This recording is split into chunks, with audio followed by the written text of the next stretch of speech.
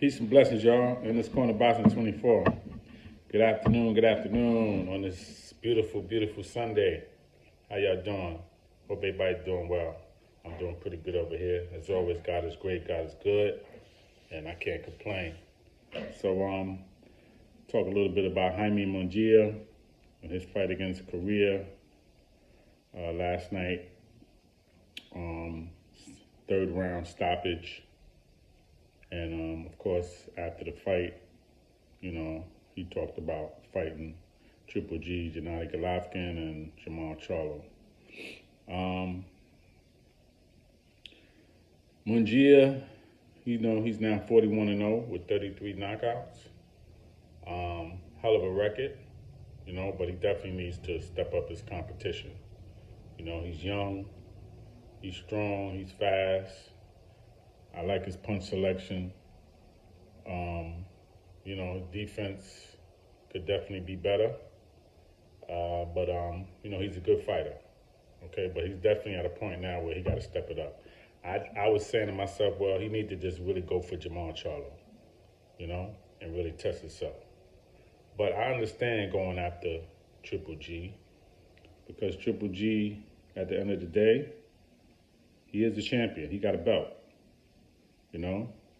And if he beats Triple G and gets that belt, he puts himself in a better position. So yeah, Triple G don't have as many years ahead of him as he got in the back. So and he's still a viable fighter. I mean, he's not gonna beat Canelo, but Triple G can give anybody else a hard time. All right, so I could see him fighting Triple G, and I think he'll beat Triple G. I think he's busy enough to beat Triple G.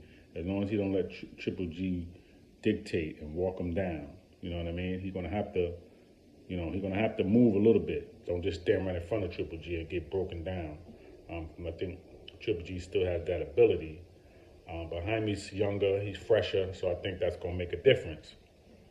And I also heard Jaime say that, Alam Kanali say that he wouldn't fight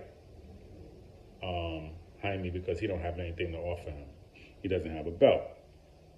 But, you're pretty fresh in the game, 14, 15 fights. You're pretty young in the game, so you're going to have to jump on whatever you can get.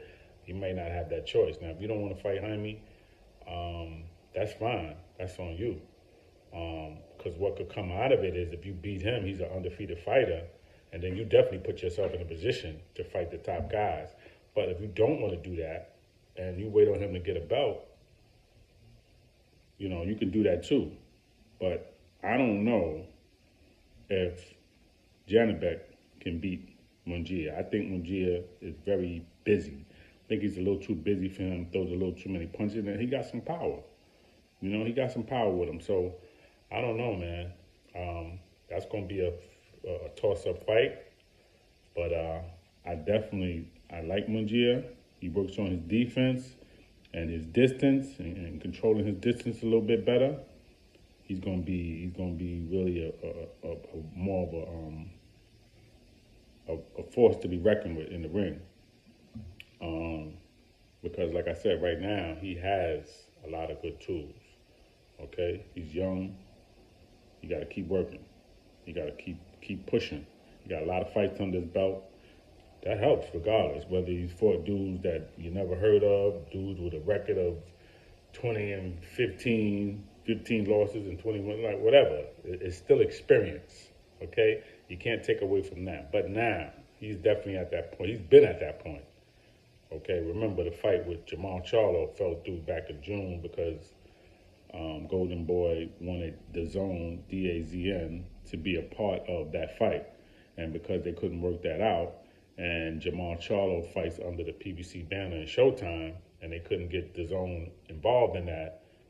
That's part of the reason, or the big reason, that fight fell through, from what I read and from what I heard. Okay, so now going forward, they definitely would have to work on that issue.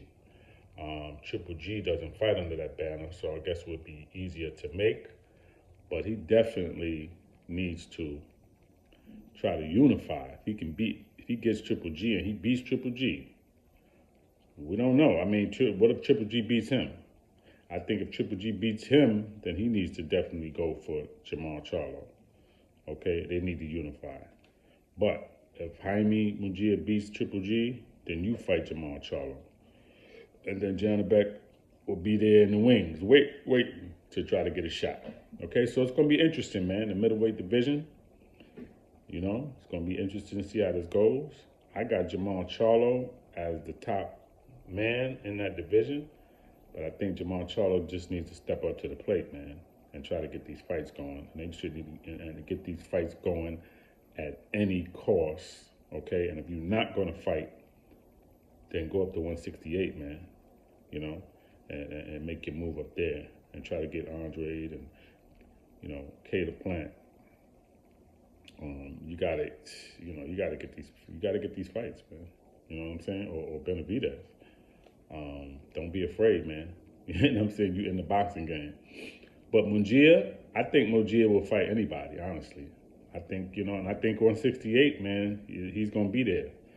I think he's going to, I think 160 is going to, he's going to get tired of 160, And, I think, a couple of years, man, he might be at 168 himself. So it's going to be interesting, man, to see how this goes.